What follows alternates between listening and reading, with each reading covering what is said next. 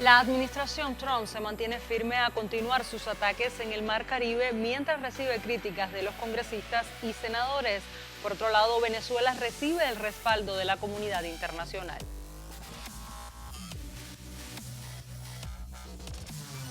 Estados Unidos suspendió todas las solicitudes de inmigración presentadas por ciudadanos de 19 países. Además, el Departamento de Seguridad Nacional lanzó la operación migratoria Catahoula Crunch en Nueva Orleans.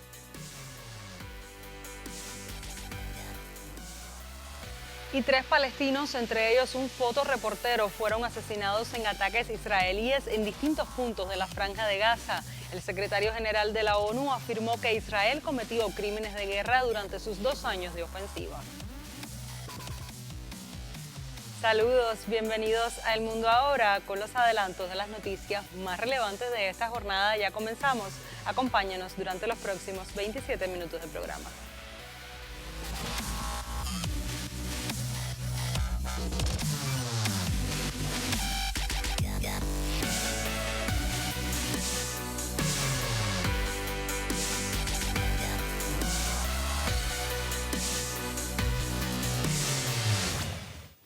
Iniciamos nuestro recorrido por las noticias de mayor impacto en el mundo. El secretario de Guerra de Estados Unidos, Pete Hegseth, aseguró que recién Washington ha comenzado a golpear narcolanchas en el Caribe y el Pacífico. Se mantienen firmes en esa acción. En referencia al segundo ataque que mató a sobrevivientes de una pequeña embarcación que ya había sido atacada letalmente en el Caribe el pasado 2 de septiembre, Hegseth informó que vio el primer ataque en persona y luego se encargó de otras tareas que tuvo que cumplir y supo más tarde que el comandante Frank Bradley había tomado la decisión de efectuar el segundo ataque, para lo cual tenía plena autoridad. Además, aseguró que el almirante tomó la decisión correcta de hundir finalmente el barco y eliminar la amenaza. Durante una reunión de gabinete, el mandatario estadounidense Donald Trump respaldó a su secretario de Guerra y respondió a varias preguntas vinculadas a los ataques estadounidenses en el Caribe y el Pacífico. And then it's getting after and going after narco-terrorists and designated terrorist organizations in our own hemisphere. As I've said, and I'll say again, we've only just begun striking narco boats and putting narco-terrorists at the bottom of the ocean because they've been poisoning the American people. And Joe Biden tried to approach it with kid gloves. And allowed them to come across the border, cartels take over community, 20 million people, hundreds of thousands of Americans poisoned. And President Trump said, no, we're taking the gloves off. We're taking the fight to these designated terror organizations. And it's exactly what we're doing. So we're stopping the drugs. We're striking the boats. We're defeating narco-terrorists. And we're standing... And you may say one thing, that drugs coming in through the sea by sea are down 91%. And I don't know who the 9% is. I'm not sure either, sir. But down 91% by sea. We've had a bit of a pause because it's hard to find boats to strike right now, which is the entire point, right? Deterrence has to matter, not arrest and hand over and then do it again, the rinse and repeat approach of previous administrations. This is meant to get after that approach. Por su parte, Nicolás Maduro confirmó este miércoles que días atrás conversó telefónicamente con su homólogo estadounidense, quien ya ha aludido al intercambio en comentarios a la prensa. Mientras el ministro del Interior y Justicia venezolano Diosdado Cabello, sobre la llamada entre ambos mandatarios, dijo que ahora todos se creen expertos en saber de qué hablaron y ninguno estaba ahí, ninguno tiene la más mínima idea. Hace unos 10 días aproximadamente, de la Casa Blanca llamaron al Palacio de Miraflores y tuve una conversación telefónica con el presidente Donald Trump. Sobre eso ha hablado la prensa mundial. Yo tuve una llamada y conversé con el presidente de Estados Unidos, Donald Trump. Puedo decir que la conversación fue en un tono de respeto. Ocurrió la llamada. Y ahora todos son expertos en saber qué fue lo que hablaron. Ninguno estaba ahí. Ninguno tiene ni la más mínima idea. No, le dijo tal cosa y el otro le dijo tal cosa y el otro le dijo tal cosa. Es su propia guerra, su propia fantasía. A pesar que, bueno, el presidente Nicolás Maduro ha sido bien respetuoso, ni ha comentado. Quien ha hablado ha sido este señor y dijo hablamos. Listo. Pero ya ellos estaban ahí. En este escenario, el senador por Arizona ofreció una rueda de prensa tras la apertura de una investigación del Departamento de Guerra por un video en el que él y otros demócratas instan a los militares a no acatar órdenes ilegales. Kelly denuncia esfuerzos de la administración Trump para intimidarlo. Lanza estas amenazas para silenciar a la gente. Y si eso no funciona, abusa de su poder para intimidar a la gente. Y con el consentimiento de republicanos en el Senado, él se ha rodeado de gente como el secretario de Defensa, Pete Hegseth, quien hace lo que él le diga, sin cuestionarlo.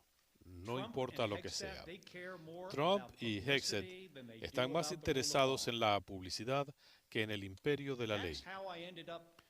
El mismo secretario de Defensa, quien habría ordenado un segundo ataque para matar a sobrevivientes de una embarcación destruida en el Caribe. Si hay alguien que debería responder preguntas en público y bajo juramento, es Pete Hegseth. El presidente estadounidense Donald Trump anunció que el espacio aéreo de Venezuela cerraría en su totalidad, una acción que Caracas ha calificado como una agresión inmoral que equivale a una amenaza contra su soberanía y seguridad, así como contra la del Caribe y el norte de Sudamérica, y denunció que viola la Carta de la ONU y los principios del derecho internacional. Sin embargo, este 2 de diciembre, la Autoridad Aeronáutica de Venezuela recibió una solicitud del gobierno estadounidense para reiniciar los vuelos de repatriación de inmigrantes desde ese país hacia Caracas. Además, un total de 304 migrantes venezolanos regresaron este miércoles a su país en un vuelo programado por el Plan Vuelta a la Patria que partió desde México. Al respecto, el canciller venezolano Iván Gil informó que el retorno de los venezolanos se hace a través de las gestiones programadas por el mencionado plan gubernamental, a pesar de las continuas amenazas y hostilidades contra Venezuela, como la que ejecuta Estados Unidos desde el Caribe. Gil subrayó con este vuelo que se alcanza la cifra de 18.354 migrantes venezolanos que han retornado de manera libre y voluntaria al país. El diplomático venezolano comentó que también esperan la llegada de otro vuelo de connacionales que saldrá desde Estados Unidos, lo que demuestra que no hay riesgo de circular por el espacio aéreo a pesar de las advertencias de Trump. Estamos recibiendo el vuelo número 95 del Plan Vuelta a la Patria de este año 2025 y con estos compatriotas que están llegando desde los Estados Unidos, podemos decir que estamos llegando a 18.354 compatriotas que retornan libremente a la patria bolivariana, a la patria venezolana. Solo de los Estados Unidos hemos recibido. Este es el vuelo número 76 que recibimos desde los Estados Unidos y llegamos ya a la cifra de 14.407 compatriotas. En el vuelo de hoy que llegan 266 compatriotas venezolanos, venezolanas que retornan a su patria. Gracias al presidente de la República, al presidente constitucional Nicolás Maduro Moro, gracias al esfuerzo del gobierno bolivariano. Por otra parte, la Cancillería colombiana emitió un comunicado donde expresa que recibía con gran preocupación las recientes declaraciones del presidente de Estados Unidos en las cuales sugiere la posibilidad de realizar acciones militares contra Colombia bajo el argumento del combate al narcotráfico. Del mismo modo, las autoridades colombianas reafirmaron su compromiso con la paz, la soberanía nacional y el respeto al derecho internacional, al tiempo que en su condición de país latinoamericano y caribeño rechazaron cualquier amenaza de agresión externa que vulnere la dignidad, la integridad del territorio y la soberanía del pueblo colombiano. Hacemos un llamado urgente a la fraternidad entre América Latina y el Caribe para que como pueblos hermanos latinoamericanos prevalezca la unión ante cualquier intento de intervención externa que pretenda socavar la soberanía. Colombia es un pueblo con raíces profundas que construye un futuro de prosperidad y tranquilidad para toda la región, así concluyó el documento. Asimismo, el presidente colombiano Gustavo Petro advirtió a su homólogo estadounidense que cualquier acción que ataque la soberanía de su país será considerada una declaración de guerra. Por otro lado, ante esta narrativa provocada por Washington, este miércoles líderes interreligiosos, comunitarios y funcionarios electos de Nueva York realizaron una vigilia por la paz en Brooklyn para exigir a Estados Unidos una solución diplomática en Venezuela frente a la creciente amenaza de la administración de Donald Trump de llevar a cabo una intervención militar en la nación suramericana. La acción hace eco de los llamados urgentes del Vaticano, el Consejo Mundial de Iglesias y la Comunión Mundial de Iglesias Reformadas, que abogan por el diálogo entre el inquilino de la Casa Blanca y el presidente venezolano Nicolás Maduro.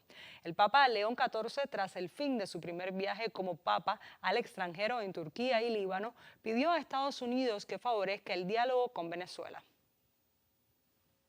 Sobre Venezuela, a nivel de la conferencia episcopal, con el nuncio, estamos buscando maneras para calmar la situación, buscar sobre todo el bien del pueblo, porque tantas veces quien sufre en estas situaciones es el pueblo, no son las autoridades. Creo que es, digamos, mejor buscar maneras de diálogo, quizás. En este contexto de agresión, el gobierno de la República Bolivariana de Venezuela rechazó enérgicamente la decisión de un tribunal estadounidense que avala la venta forzosa de Citgo Petróleo, calificándola como un vulgar y bárbaro despojo de un activo estratégico del pueblo venezolano. En un comunicado leído por la vicepresidenta ejecutiva de Venezuela, Delcy Rodríguez, se denunció que este acto constituye un proceso fraudulento y un nuevo episodio de la agresión multiforme que se ejecuta desde los Estados Unidos contra Venezuela. La dirigente aseguró que PDVSA y el Estado venezolano fueron intencional e ilegalmente excluidos del proceso, negándoseles el derecho a la defensa bajo la grosera excusa del desconocimiento del gobierno legítimo. En paralelo, la Asamblea Nacional de la Nación Bolivariana aprobó por unanimidad un proyecto de ley en rechazo al expolio del que fue objeto Citgo Petróleo. En el debate, el presidente del Legislativo, Jorge Rodríguez, llamó a recordar que el artículo 130 de la Constitución venezolana estipula que sus nacionales están obligados a honrar y defender a la patria, así como sus símbolos y valores culturales, amén de resguardar y proteger la soberanía, la integridad territorial y los intereses de su país. Corporación Petrolera Citgo, que como bien dice, la publicación que se hizo de las conclusiones de esa investigación realizada por la Comisión Especial es el robo más grande en la historia de Venezuela. Y esos ladrones no dejan de asombrarnos con su capacidad expoliativa y con su afán de rapiña. Guaidó y Dinora se acaban de aprobar un crédito adicional de 14 millones de dólares. Se reunieron, hicieron una videoconferencia, Dinora en un bar de tapas en Valencia y Guaidó en un McDonald's al lado del pádel donde asiduamente acude. Y allí decidieron robarse 14 millones adicionales. No es un crédito adicional, sino que se roban 14 millones adicionales. Y cuando usted revisa en qué se está distribuyendo en dos cosas. En sus mansiones, en sus lujos, en sus prostitutas y en la conspiración contra Venezuela.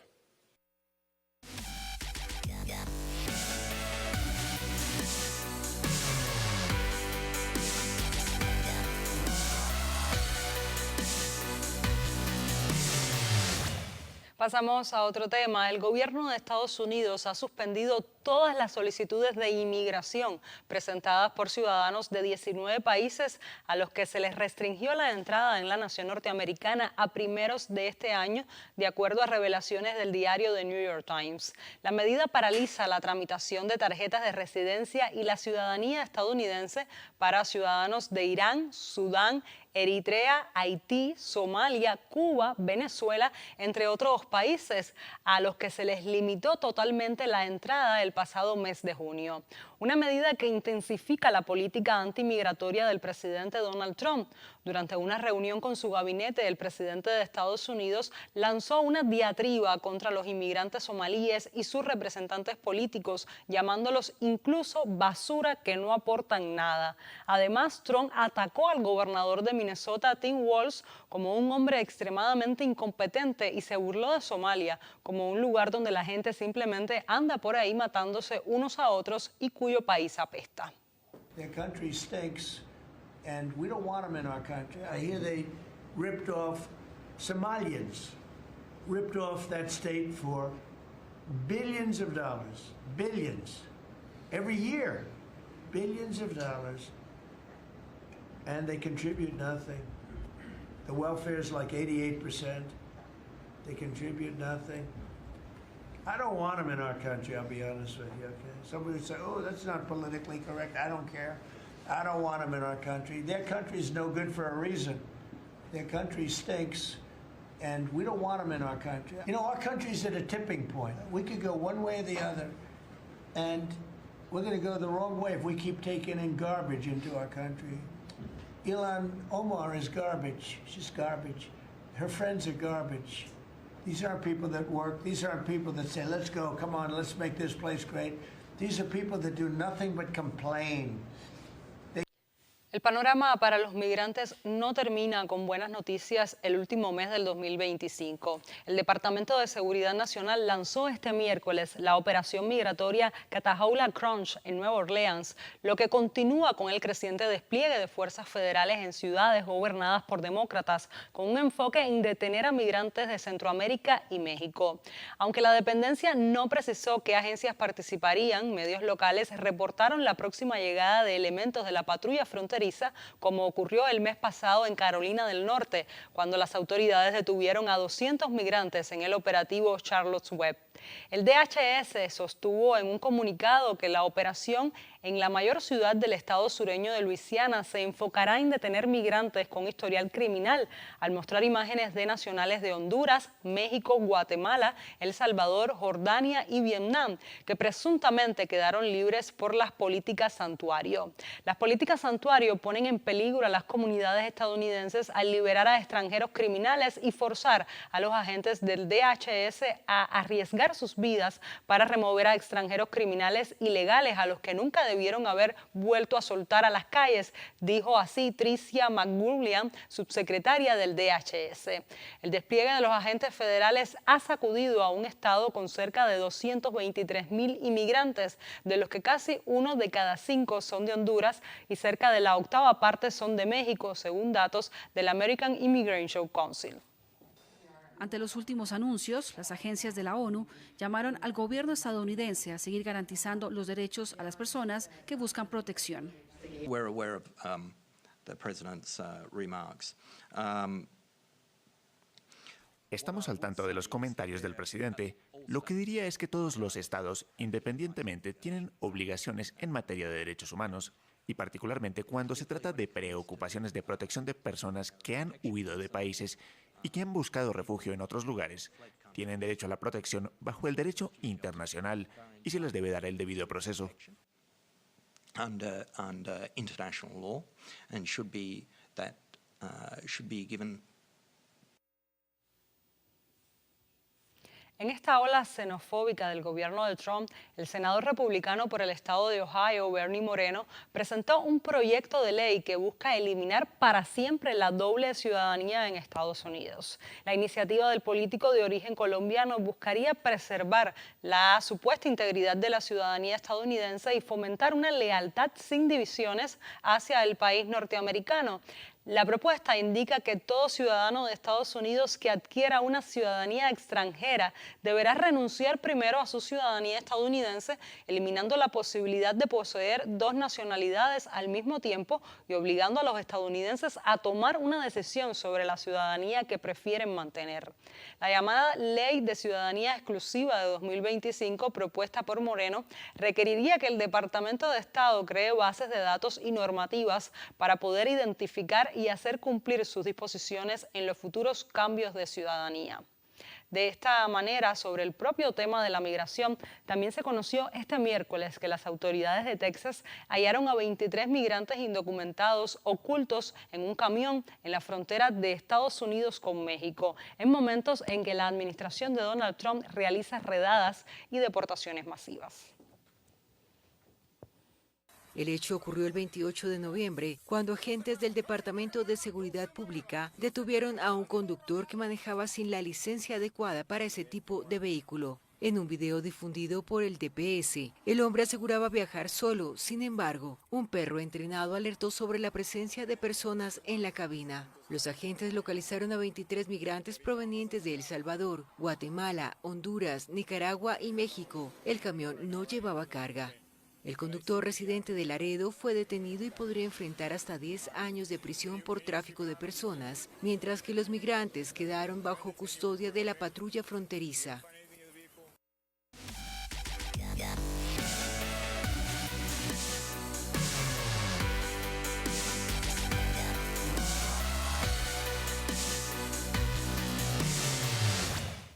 Pasamos a Medio Oriente. 3 palestinos, entre ellos el fotoreportero Mahout Wadi, fueron asesinados en ataques israelíes en distintos puntos de la Franja de Gaza, en lo que constituye una nueva violación del cese al fuego vigente desde el 11 de octubre.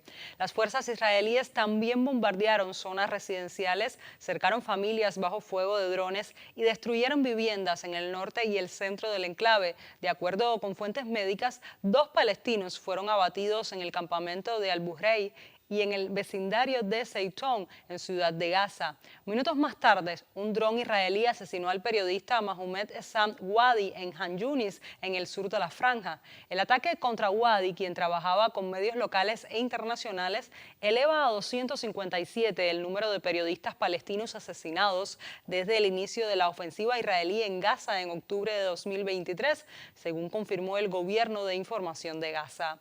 Con motivo del Día Internacional de las Personas con Discapacidad, Gaza acogió un evento que busca honrar a las víctimas, especialmente a quienes han quedado con discapacidades permanentes tras 2 años de guerra impuestos por el régimen de Israel. Además de esto, a pesar de las violaciones del alto el fuego, Israel anunció este miércoles haber recibido el cadáver de un rehén a través del Comité Internacional de la Cruz Roja, según un comunicado de la oficina del primer ministro Benjamin Netanyahu. Las brigadas de Al-Qassam, el brazo armado de Hamas, habían anunciado los restos que fueron encontrados hoy en el norte de la Franja de Gaza. Las toneladas de escombros que hay en Gaza por los más de 2 años de bombardeos israelíes, sumado a la falta de maquinaria pesada, han complicado las tareas de búsqueda de los cuerpos de los cautivos, tal y como han venido denunciando las milicias palestinas. El ejército precisó posteriormente que el ataúd había sido trasladado a Israel y se dirigía al Instituto Nacional de Medicina Forense en Tel Aviv para una autopsia que permita identificarlo. Los brazos armados de Hamas y la Yihad Islámica realizaban búsquedas en Beit Lahia, en el norte del territorio palestino, y encontraron restos que podrían pertenecer al cuerpo de un prisionero israelí, explicó una fuente de Hamas. El martes estos grupos islamistas entregaron otro cuerpo, pero Israel dijo el miércoles que los restos no correspondían a ninguno de los 2 rehenes aún retenidos en Gaza.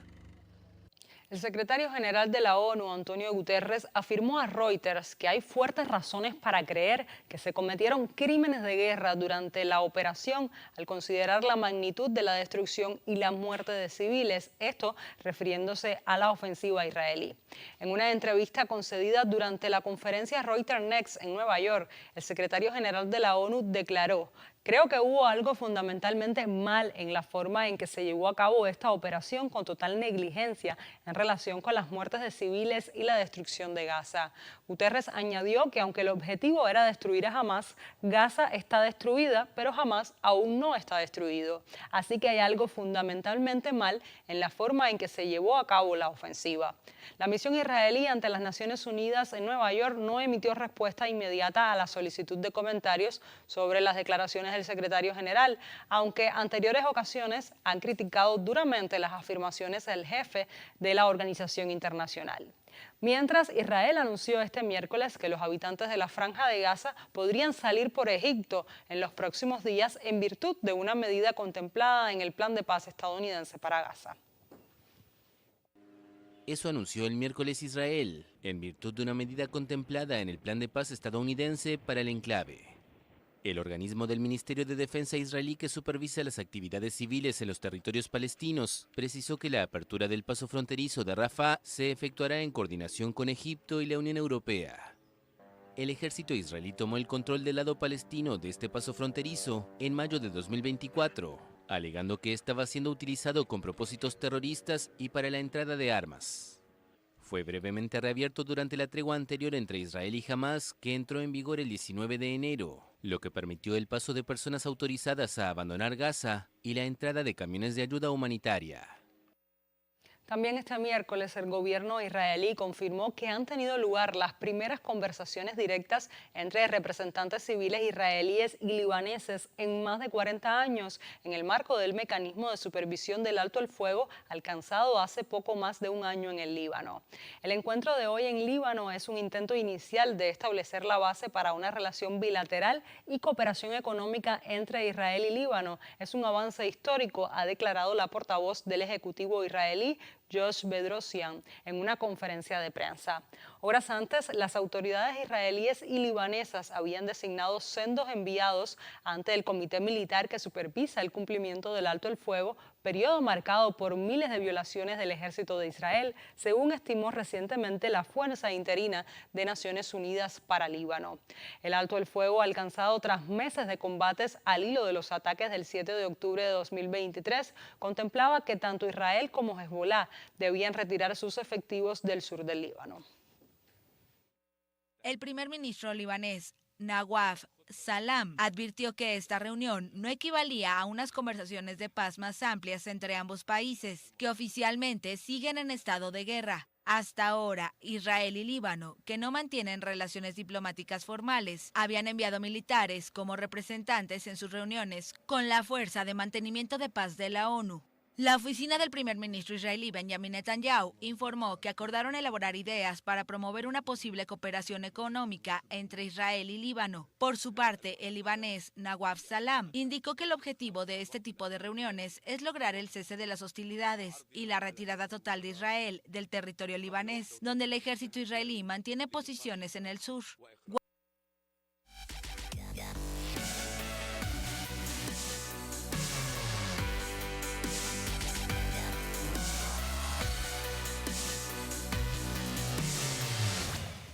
Con el repaso de las noticias más relevantes del panorama internacional en las últimas horas, ponemos punto final a esta emisión del programa. Manténgase informado en el canal cubano de noticias.